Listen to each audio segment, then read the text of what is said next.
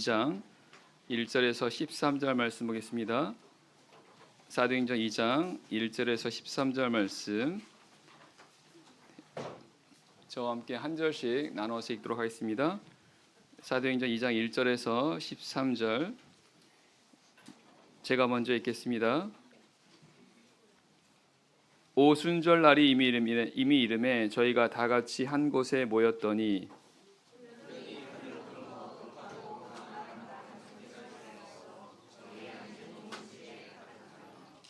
불의 혀같이 갈라지는 것이 저희에게 보여 각 사람 위에 임하여 있더니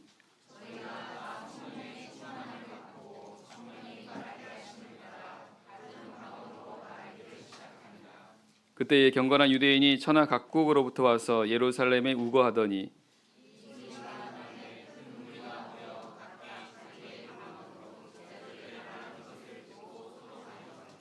다 놀라 기이 여겨 이르되 보라 이 말하는 사람이 다 갈릴리 사람이 아니냐.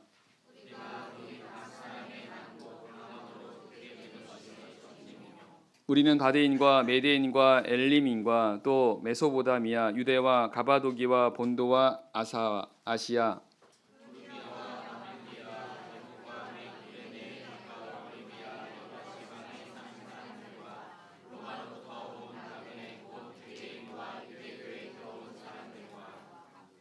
그레데인과 아라비아인들이라 우리가 다 우리의 각 방언으로 하나님의 큰 일을 말함을 듣는도다 하고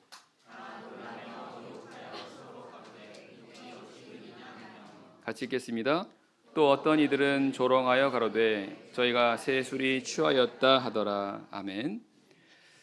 지난 시간 우리 사도행전 1장 후반부에 있는 내용을 통해서 예수님께서 하늘로 이제 승천하기 전에 제자들에게 하나님께서 약속하신 성령을 기다리라라는 그런 말씀을 따라서 제자들이 모여서 기도하고 있었습니다. 오늘 본문의 말씀은 이제 제자들이 그런 하나님께서 약속하셨던 그 성령을 받기 위해서 모여서 기도하다가 드디어 이제 성령을 받게 되는 그런 내용입니다. 함께 살펴보고 교훈을 얻도록 하겠습니다. 1절 말씀 제가 다시 읽겠습니다. 오순절 날이 이미 이름에 저희가 다 같이 한 곳에 모였더니 성경은 오순절 날이 되었고 라고 시작합니다. 자, 우리 방금 읽었던 내용처럼 여기의 내용은 이제 성령이 강림하는 내용입니다. 하나님께서 약속하셨던 하나님께서 구약 시대부터 계속 약속하셨던 이 약속의 성령이 강림하는 이 땅에 처음으로 강림하는 그 내용인데 오순절 날이 이미 이름에라고 시작하고 있습니다. 우리가 아는 것처럼 이 성령은 오순절에 내리게 됩니다. 그래서 우리가 오순절 성령 강림이라는 이런 말을 사용하고 있죠. 자, 여기서 이미 이르렀다라고 하는 이 정확한 의미는요, 찼다는 겁니다. 찼다고요. 갈라디아 4장 4절에 보면 때가 참에 하나님께서 그 아들을 세상에 보내셨다는 말씀이 있어요. 때가 찼다. 바로 여기 지금 이미 이름에라는 그 의미가 바로 그런 의미입니다. 헬라어 원어로 보면 이미 이르렀다는 뜻이 바로 때가 찼다라는 것을 알게 됩니다. 이 말씀은 그래서 그런 의미로 본다고 한다면 이제 때가 찬 겁니다. 어떤 때가 찬 겁니까? 하나님께서 이제 약속하신 성령을 주시겠다라고 하는 그 때가 찼다라는 것입니다. 그리고 그 때가 되었을 때 이제 비로소 하나님께서 약속의 성령을 내려주시는 것을 보게 됩니다. 성령은 천하의 범사가 다 기한이 있고 모든 목적이 이룰 때가 있다라고 말씀하십니다. 모든 목적이 이룰 때가 있다는 것입니다. 이 세상 모든 것들은 하나님께서 창조하시고 하나님께서 주관하지 않습니까? 그래서 하나님께서는 바로 이와 같이 일을 행하신다는 것입니다. 하나님의 뜻을 이루실 때 때를 따라서 일하신다는 겁니다. 그래서 때가 찼을 때 하나님께서 그 일을 행하시는 것을 성경은 말씀하고 있고, 우리가 성경을 보게 되면 하나님께서 이런 이 구원 사역을 행하실 때, 특별히 인간을 구원하시는 이 구원 사역을 행하실 때는 분명하게 이런 때를 따라서 이 일을 행하시는 것을 보게 됩니다. 그 이제 우리 사도행전, 지금 우리가 안식일 오전 시간에 사도행전 말씀을 보고 있는데, 이제 그 뒤편에 보면 사도행전 7장에 보게 되면 스데반이라는 사람이 스데반이 유대인들한테 그 예수님을 전하는 그런 내용이 나오지 않습니까? 사도행전 7장에 보면 굉장히 내용이 길어요. 그 가운데 스데반이 그 이스라엘 민족들, 유대인들한테 하나님께서 어떻게 이스라엘 민족들, 즉 그들의 조상들을 구원해 내셨는지를 쭉 이렇게 설명하고 있는데, 그때도 보게 되면 바로 때가 차서 하나님께서 행하셨던 이런 말씀을 하십니다. 예를 들면 하나님이 아브라함에게 약속하신 때가 가까움에, 하나님께서 아브라함에게 약속하신 때가 가까움에 이스라엘 자손이 번성하기 시작하더라, 이렇게 말씀하십니다. 하나님께서 아브라함에게 약속하셨습니다. 그죠? 내가 너로 하여금 많은 민족을 이루게 하게 하시겠다는 거 하나님의 약속이지 않습니까? 근데 그 약속을 이루시는데 때가 이런 하나님의 정하신 때가 가까웠을 때 이스라엘 백성들이 애굽에서 번성하여 많아졌다, 이렇게 말씀하시는 겁니다. 때가 차니까 하나님께서 이렇게 행하시는 겁니다. 또 하나, 그 가운데 보면 40년이 찼을 때 천사가 모세에게 나타났다, 이런 말씀이 있습니다. 우리가 아는 것처럼 하나님께서는 모세를 통해서 이스라엘 백성들을 구원해 내지 않습니까? 근데 이 모세가 그이나 나타난 게 아니라 40년이 찼을 때라는 것입니다. 하나님께서 모세를 이제 사용하시는데, 모세가 40년 동안 광야에 가서 애굽의 왕자였던 이 모세가 이렇게 광야로 도망가지 않습니까? 근데 그곳에서 40년 있다가 나중에 이스라엘로 하나님께서 부르시는데, 성경은 40년이 찼을 때 하나님께서 모세를 부르셨다, 이제 이렇게 말씀하시는 겁니다. 자, 이런 내용을 보면 하나님께서는 때가 찼을 때 그 하나님의 약속을 이루시는 걸 볼 수 있어요. 그래서 오늘 말씀도 하나님께서 약속하신 성령을 주시게 된 것이 바로 때가 찼다는 것입니다. 그래서 우리 성도들은 하나님께서 이와 같이 역사하시고 일하신다는 것을 우리는 아셔야 됩니다. 그래서 예를 들어서 우리가 하나님께 구하지 않습니까? 이 구하는 것도 하나님께서는 때가 찼을 때 주신다는 것입니다. 때가 찼을 때. 그럼 이걸 우리가 알고 믿는다고 한다면 우리가 어떻게 해야 되는 겁니까?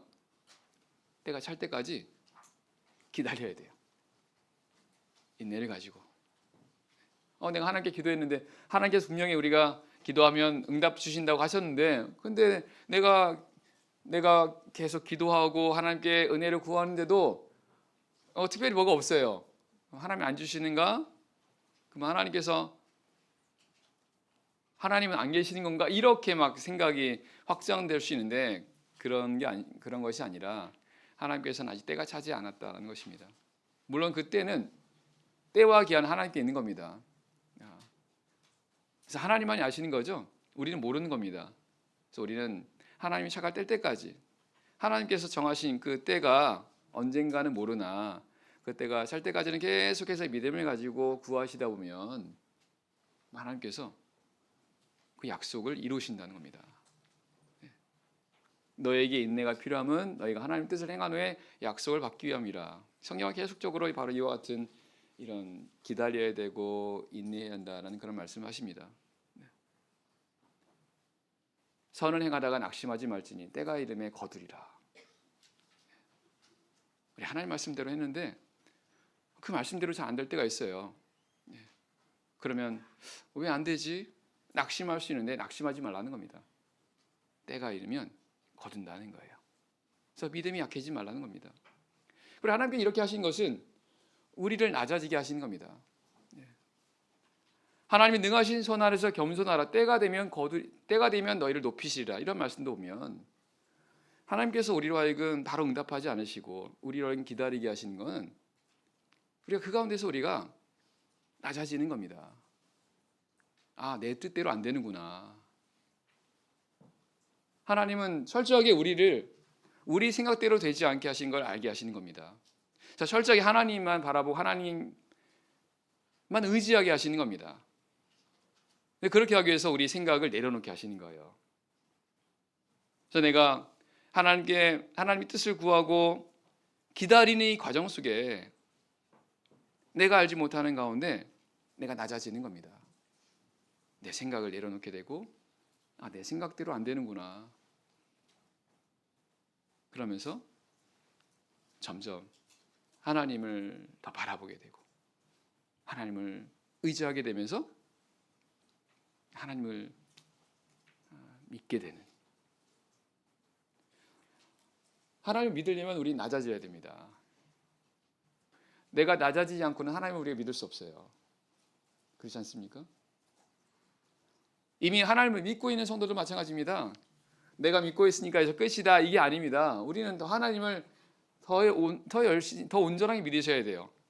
근데 이렇게 더 온전하게 믿으려면 내가 점점 더 낮아져야 돼요. 내 생각을 내려놔야 됩니다. 내 생각을 버려야 됩니다. 그런 과정이 바로 이 기다림의 과정 속에 있다는 것입니다. 그래서 하나님 우리에게 인내하게 하시는 거예요. 인내가 너무나 귀하다 보니까 하나님께서는 이런 과정을 통해서 우리를 인내하게 하시는 겁니다. 인내를 온전히 이루라. 이는 너희로 하여금 온전하고 구비하여 조금도 부족함이 없게 하려 함이라. 온전하게 하시려고 하신다는 것입니다. 그래서 때로 우리가 성령을 구할 때도 오랫동안 하나님께 기도하는데 받지 못하는 경우도 있습니다. 그럴 때 말씀드렸던 것처럼 우리가 그때 할 것은 낙심하지 말고 계속 믿음을 가지고 구하는 겁니다. 그러다 보면 하나님의 적당한 때, 우리는 가장 필요할 때, 그때 이 성령을 주시면서 우리에게 은혜를 베풀어 주신다는 것을 꼭 기억하실 바랍니다. 2절 3절입니다. 2절 호련히 하늘로부터 급하고 강한 바람 같은 소리가 있어 저희 앉은 온 집에 가득하며 불의 혀같이 갈라지는 것이 저에게 보여 각 사람 위에 임하여 있더니. 자, 이제 드디어 이제 성령이 강림하게 됩니다. 근데 성경은 이 성령이 강림할 때 그 현상을 이렇게 말합니다. 성령을 마치 이런 것과 같다라고 표현하고 있습니다. 어떻게 되는 겁니까? 하늘로부터 급하고 강한 바람 같은. 3절에 보게 되면 불의 혀같이 갈라지는 것이 저에게 보였다. 이렇게 말씀하십니다. 자, 이것은 다 성령을 의미하는 것이고 다 성령을 받게 되는, 이제 제자들이 성령을 받게 되는데 그때의 어떤 그런 어떤 특성들을 이런 것을 가지고 표현하고 있다는 것을 알게 됩니다.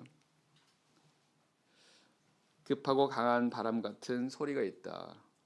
그리고 불의 혀같이 갈라지는 것이 저에게 보였다. 사실 우리가 구약 성경을 보게 되면 그 하나님께서 임하실 때 혹은 하나님께서 역사하실 때 때로 이런 어떤 그 초자연적인 어떤 이런 것을 가지고 설명할 때가 있습니다. 바람 그리고 불. 성경은 하나님의 임재를 바로 이와 같은 것을 통해서 묘사하는 것을 볼 수가 있습니다. 그래서 지금 이 성령이 강림할 때 지금 이와 같은 그런 모습이 일어나는 것은 성령은 하나님의 영이지 않습니까? 그러니까 하나님의 영이 임하게 될 때 마치 하나님께서 구약 시대에 하나님을 나타나실 때 이와 같이 강한 바람 그리고 불 이런 것을 통해서 설명하셨던 것처럼 지금 이 땅에 처음으로 성령이 강림하게 될 때 바로 이와 같은 일들 이런 일들을 말씀하고 있는 것을 보게 됩니다. 특별히 3절에 보면 불의 혀같이라고 말씀합니다. 불의 혀, 불을 가지고 하나님의 어떤 이런 역사를 설명하고 있는데요. 우리가 아는 것처럼 이 불이라는 것은 태우는 겁니다. 태우는 거예요. 하나님께서 역사하실 때 이런 불을 통해서 표현하는 것은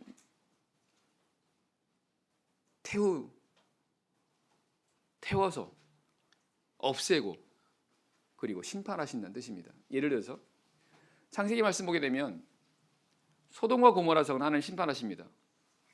소돔과 고모라 성. 이 소돔과 고모라 성이 죄악으로 가득 차다 보니까 하나님께서는 이 소돔과 고모라 성을 하나님께서 심판하실 때 성경은 하늘에서 유황과 불이 내려와서 이 소돔과 성을 이렇게 다 엎어서 멸하셨다 이렇게 말씀하십니다. 하나님께서 불로 심판하신 겁니다.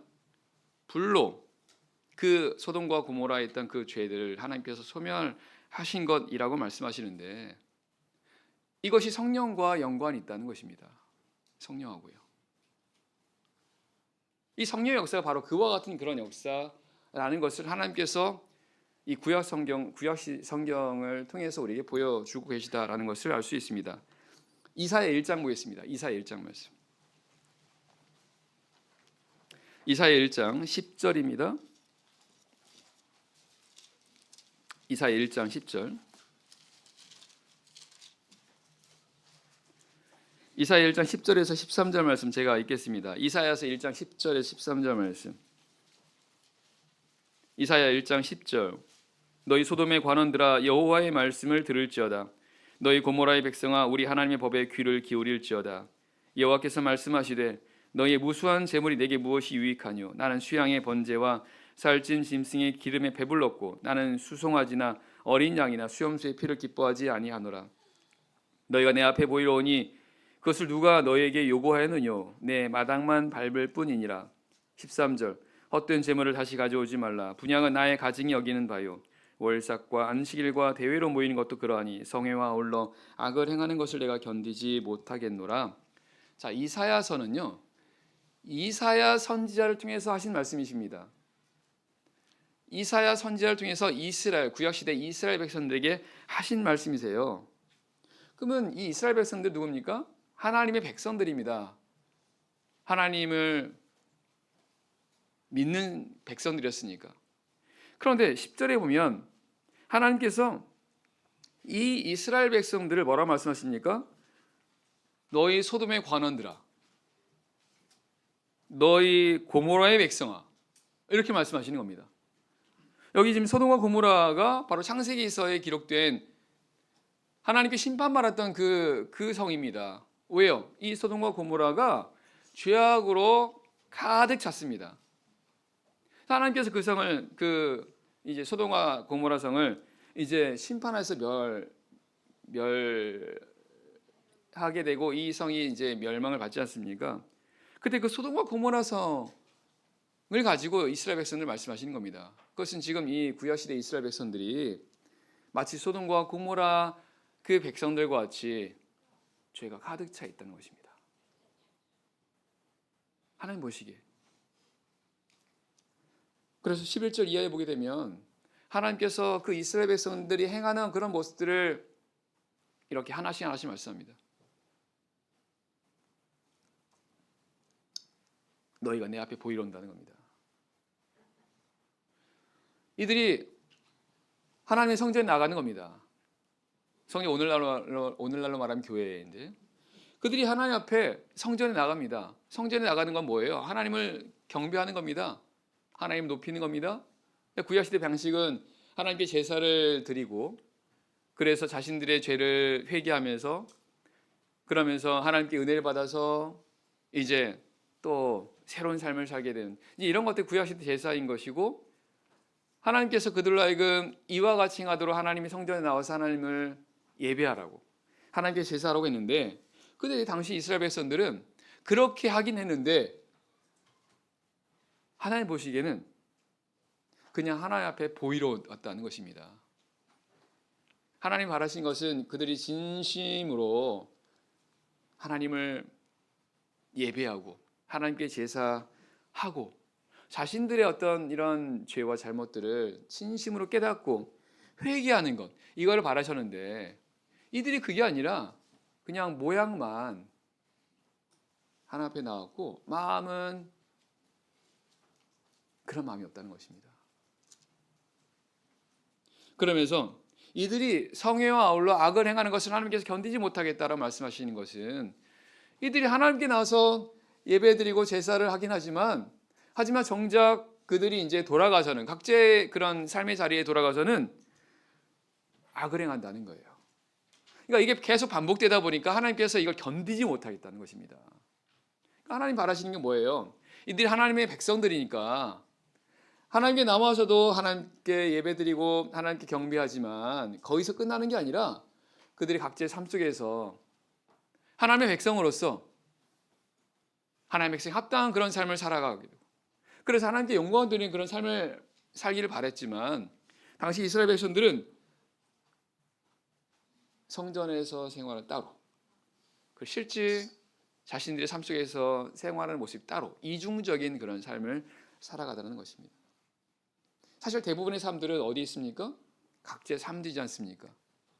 그래서 하나님이 바라시는 것은 이제 우리 하나님 백성들이 각자의 삶 속에서 대부분의 시간을 차지하고 있는 각자의 삶 속에서 하나님 백성으로 하나님을 높이고 거룩하게 살아가면서 하나님께 영광 돌리는 삶을 살다가 이제 성전에 나와서 하나님께 예배하는 걸 이거 원하셨는데, 근데 지금 당시 이 백성들은 그렇지 못하다는 것입니다. 이걸 계속 반복하다 보니까 하나님께서 이거 견디지 못하겠다 말씀하시는 겁니다. 하나님께서 이런 이스라엘 백성들에게 이제 이렇게 하시겠다라고 말씀하십니다. 1장 25절입니다. 1장 25절 말씀. 1장 25절. 내가 또 나의 손을 내게 돌려 너의 찢기를 온전히 청결하여 버리며 너의 혼자물을 다 제하여 버리고 내가 너의 사사들을 처음과 같이 너의 모사들을 본래와 같이 회복할 것이라. 그리한 후에야 내가 의의 성음이라 신실한 고울이라 칭함이 되리라 하셨나니, 시온은 공평으로 구속이 되고 그 귀정한 자는 의로 구속이 되리라.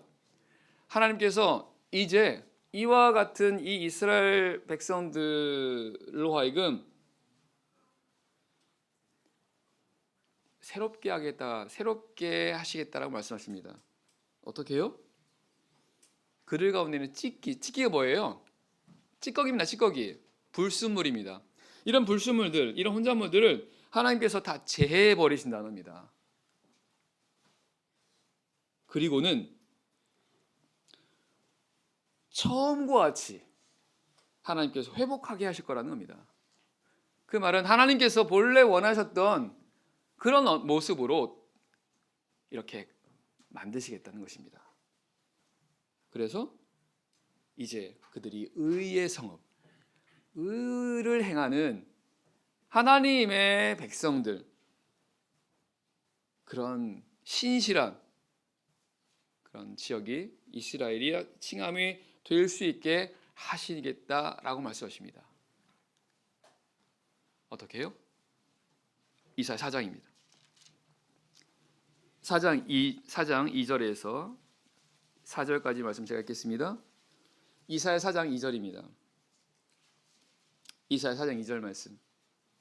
그날의 여호와의 싹이 아름답고 영화로울 것이요 그 땅에 솟아나는 이스라엘의 피난한 자를 위하여 영화롭고 아름다울 것이며 시온에 남아 있는 자 예루살렘에 머물러 있는 자 곧 예루살렘에 있어 생존한 자 농명된 모든 사람은 거룩하다 칭함을 얻으리니 이는 주께서 그 심판하는 영과 소멸하는 영으로 시온의 딸들의 더러움을 씻으시며 예루살렘의 피를 그 중에서 청결케 하실 때가 됨이라.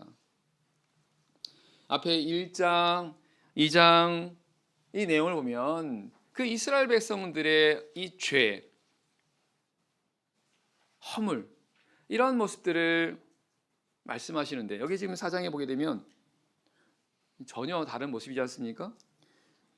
영화롭고 아름답게 될 거라고 말씀하십니다.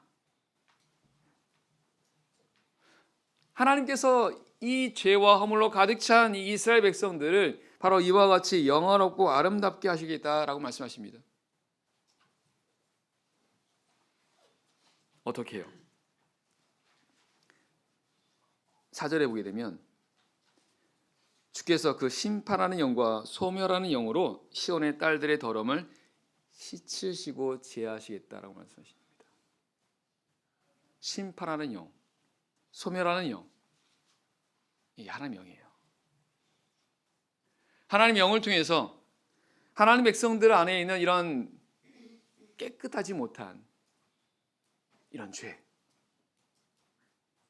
허물 하나님께서 제해버리셨다는 뜻입니다. 그래서 이 말씀은 사실은 예언의 말씀이십니다. 우리가 구약 성경에 보면 예언사라고 말씀하지 않습니까? 예언서, 앞으로 있을 일을 말씀하시는 겁니다. 이사야서가 대표적인 그 예언서입니다. 우리가 이제 선지서라고도 하는 거죠. 그래서 하나님께서는 이 구약 시대 선지자들을 통해서 장차 이루어질 일을 말씀하신 겁니다. 그래서 예수님께서 제자들에게 성령을 받으라고 말씀하실 때 뭐라고 말씀하십니까? 아버지의 약속하신 성령을 기다리라라고 말씀하신 거예요. 그래서 하나님께서 구약 시대에 이미 이런 성령을 주시겠다라고 약속하십니다. 근데 왜 이런 성령을 주시겠다고 말씀하시는 겁니까? 이 성령을 통해서 바로 이와 같이 하시겠다는 것입니다.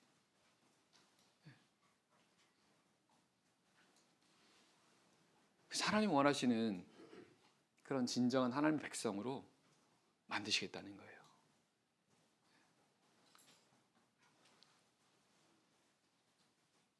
하나님을 믿는 자들이 하더라도 여전히 죄의 소욕이 우리 가운데 있지 않습니까? 우리 다 경험하지 않습니까? 그런 죄의 소욕들이 끊임없이 우리로 하여금 죄를 짓게 만들고 그리고 죄의 종이 되게 만들고. 그래서 표면적으로는 하나님의 백성입니다. 거룩하신 하나님의 백성이라는 이름은 가졌으나 근데 우리가 이런 어떤 죄의 소욕 안에서 우리가 이걸 이기지 못한다고 한다면 이걸 우리가 이것들로부터 우리 깨끗하게 하지 못한다고 한다면 우리는 여전히 실제적인 삶 속에서는 하나님을 알지 못하고 하나님 믿지 못하는 그런 사람들과 별반 차이가 없다라는 것입니다. 하나님은 결코 이걸 원하지 않는다는 것입니다. 그래서 하나님께서는 바로 이와 같은 성령을 통해서 우리를 깨끗하게 하시겠다는 것입니다. 그래서 세례 요한이 이 부분을 뭐라 말합니까?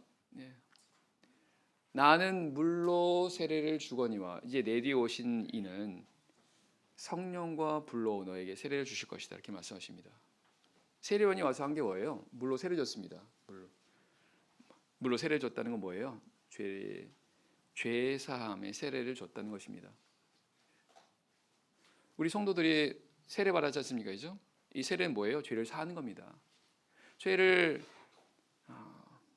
그동안에 했던 모든 죄들이 바로 이런 성경에 기록된 이 세례를 통해서 죄가 깨끗게 되시는 거죠. 근데 거기서 끝나는 게 아닌 것입니다. 왜냐하면 우리가 세례를 받은 이후에도 여전히 우리는 끊임없이 이런 죄의 소욕들 가운데 살아가다 보니까 하나님께서는 이제 세례를 받은 우리 성도들로 하여금 이제 성령을 통해서 우리 안에 있는 죄들을 깨끗게 하신다는 것입니다. 어떻게 해요? 날마다. 성경에 보게 되면 우리를 구원하시되 중생의 시침과 성령의 새롭게 하심으로 하셨다 이렇게 말씀하십니다. 중생의 시침이라고 하는 것은 결국 우리와 하여금 죄를 사해 주시고 우리를 여기 다시금 태어나게 하셨다는 뜻입니다. 그런데 거기서 끝나는 것이 아니라 끊임없이 우리를 새로운 사람으로 만들어 가신다는 겁니다. 어떻게 해요? 성령을 통해서. 성령의 새롭게 하심을 하셨나니. 성령 우리를 계속해서 새롭게 만드십니다. 성령 우리 안에 있는 죄의 소욕들을 계속해서 소멸하게 하는 겁니다. 죄를 죽이는 거죠. 그래서 이런 삶을 통해서 우리가 하나님이 원하시는 그런 모습으로 점점 더 되어가는 거죠. 그걸 하나님께서 이미 구약 성경을 통해서도 말씀하셨다는 것입니다. 자, 그 성령이 이제 오순절에 처음으로 내렸다라는 것이 바로 이 본문의 내용이죠. 사도행 2장으로 돌아서 보겠습니다. 사도행 2장 4절입니다. 2장 4절 말씀. 2장 4절 저희가 다 성령의 충만함을 받고 성령이 말하게 하심을 따라 다른 방언으로 말하기를 시작하니라. 자, 이제 성령이 강림했습니다. 그리고는 저희가 다 성령의 충만함을 받았다 이렇게 말씀하시는 거예요. 성령의 충만함을 받았다라는 것은 그들이 성령으로 채워졌다는 뜻입니다. 성령으로 가득 차게 되었다라는 것입니다. 성령을 받은 거예요. 이 제자들이 하나님의 성령을 받았는데 충만하게 받았다라는 뜻입니다. 오늘날에도 우리가 성령을 받을 때 성령을 충만하게 받는 경우도 있지 않습니까? 성령이 약하게 받는 경우도 있어요. 다 성령을 받는 겁니다. 이 본문에서 제자들이 성령을 받을 때는 성령을 충만하게 받았다라는 것을 알 수 있습니다. 근데 이런 성령을 받았을 때 이들이 어떻게 되었는지를 성경은 뭐라고 말씀하십니까? 그들이 성령의 충만을 받고 성령이 말하게 하심을 따라 다른 방언으로 말하기를 시작하니라 이렇게 말씀하십니다. 우리 이 말씀을 통해서 볼 때 이 제자들이 약속한 성령을 받았을 때 이들이 달라진 것이 있다고 한다면 다른 방언으로 말하기를 시작하게 되었다라는 것입니다. 그전에는 시작했다라고 하는 것은 그때부터 시작했다라는 거 아니겠습니까? 그럼 그전에는 그렇게 하지 않았다는 거죠. 이들이 다른 방언으로 말하기 시작하게 됐다는 것은 성령이 강림했을 때, 그들이 성령을 받았을 때 이들이 그때부터 이제 방언으로 말하게 되었다라는 뜻입니다. 그래서 우리 성경을 보면 이 하나님의 성령을 받게 됐을 때 그것을 어떻게 할 수 있느냐? 혹은 성령을 받았을 때 그것의 증거가 뭐냐? 바로 방언을 말하게 된다라는 것을 알 수가 있다는 것입니다. 방언이요. 이 방언이 뭡니까? 성경은 방언에 대해서 고린도서 14장 2절에서 방언은 사람에게 하지 않고 하나님께 하는 거라고 말씀하십니다. 이는 그 영으로 비밀을 말하는 것, 이게 방언이라고 말씀하세요. 쉽게 말하면 방언은 알아듣지 못하는 말이라는 것입니다. 왜? 하나님께 하는 거니까. 하나님께 자기 영으로 비밀을 말하는 거니까. 그러니까 다른 사람이 알지 못한다는 겁니다. 하나님만 아신다는 거죠. 이게 방언이라는 겁니다.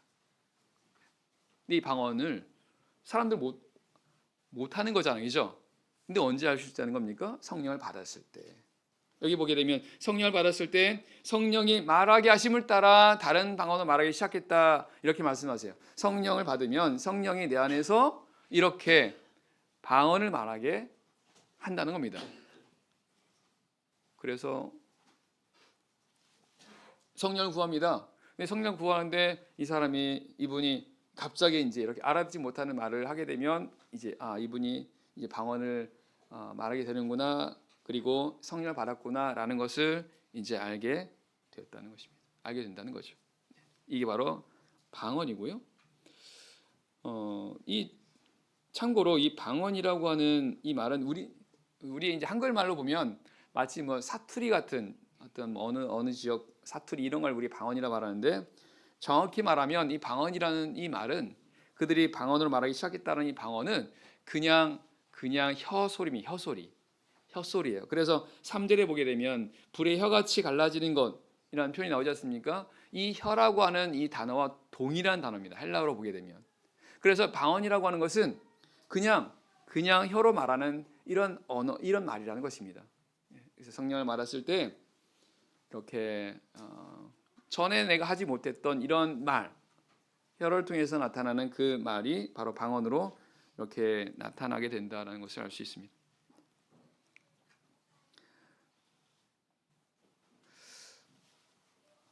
그들이요, 이렇게 성령을 받았습니다. 근데 특별히 이들이 성령의 충만함을 받았다 이렇게 말씀하세요. 아까 말씀한 것처럼 성령을 받았는데 성령으로 가득 채워진 겁니다. 이 사실 성령을 하나님께서 우리에게 주신 것은 이 성령을 통해서 우리를 이끄시려고 하시는 거예요. 우리 이끄시는 겁니다. 사람에게는 영이 있어요. 영혼이라고 합니다. 각자 사람마다 영혼이라 했습니다. 우리는 몸, 육체도 있지만 보이지 않지만 우리 안에는 영혼이라는 게 있습니다. 그리고 그 사람의 중심은 영혼이잖아요. 그 사람의 모든 생각을 결정하고 모든 어떤 행동을 결정하는 그 모든 것은 다 영혼이 다 결정하는 거 아니겠습니까? 그래서 그 사람의 그 진짜 자아는 영혼인데, 근데 하나님께서 그와 같은 사람에게 하나님의 영을 주셨다라고 하는 것은 이제 그 사람으로 하여금 하나님의 뜻을 따라 행하게 하신다는 거예요. 다시 말씀드리면 하나님께서 우리에게 성령을 주시는 것은 내 뜻대로 하지 말고 내 생각대로, 내 마음대로, 내 욕심대로 행하는 게 아니라, 왜? 결국은 내가 내 마음대로 행하는 걸 내 마음대로 행하게 되면 그게 뭐가 되는 겁니까? 이게 죄가 되는 거예요.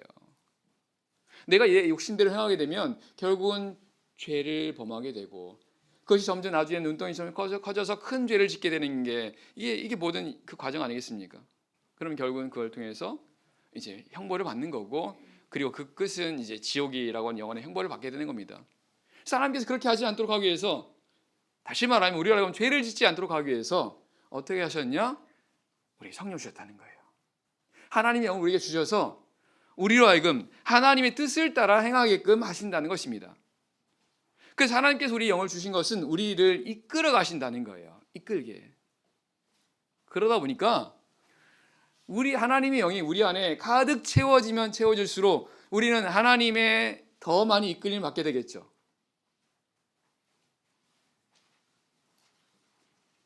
그래서 우리가 이미 성령을 받은 성도들은 우리가 뭘 구하는 겁니까? 성령의 충만을 구하는 겁니다. 점점 성령의 충만을 구하는 거예요. 성령으로 충만하게 될수록 내가 성령에 잠기는 겁니다. 그 내용이 에스겔 47장에 나와 있지 않습니까? 성전에서 물이 흘러나오는데 물이 흘러나올수록 점점 그 사람 몸을 이렇게 사람 몸이 잠겨지는 겁니다.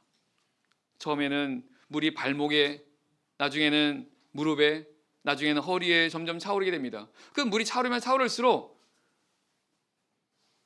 내 뜻대로 행하기가 어려워지는 거죠. 물의 힘에 따라서, 물의 힘에 영향을 받게 되니까 나중에는 완전히 그 물에 잠기게 돼버리게 되면 내 뜻대로가 아니라 그 물의 힘에 의해서, 물의 이끌림에 의해서 따라가는 것처럼 성령으로 충만되게 되면 바로 그렇게 된다는 것입니다. 그래서 우리가 사실은 성령의 충만을 계속 구하셔야 됩니다. 성령 받지 못한 분들은 성령을 받도록 하셔야 됩니다. 하나님의 영이 내 안에 들어오시도록. 그래서 하나님의 영의 이끌림 받도록. 그리고 이미 성령을 받은 성도들은 성령의 충만을 구하시는 겁니다. 그래서 점점 내가 했던 이런 범위가 점점 줄어드는 겁니다. 내 영역이 점점 좁아들면서 하나님의 영역이 내 안에 넓어지는 거죠. 이 하나님의 나라가 되는 겁니다. 하나님의 나라가 점점 넓어지면 넓어질수록 내 마음이 하나님의 나라로 더 넓어지게 되고 하나님 나라를 더 많이 우리가 누리게 되는 겁니다. 네. 오늘 시간 관계상 여기까지만 하도록 하겠는데요. 그래서 이따가 우리가 기도할 때 이런 부분을 위해서 기도하도록 하겠습니다. 네. 그러면요, 네, 시간 관계상 찬송을 생략하겠습니다. 우리 바로 기도하도록 하겠습니다. 네. 자, 이 시간은 오늘 들었던 말씀을 생각하시면서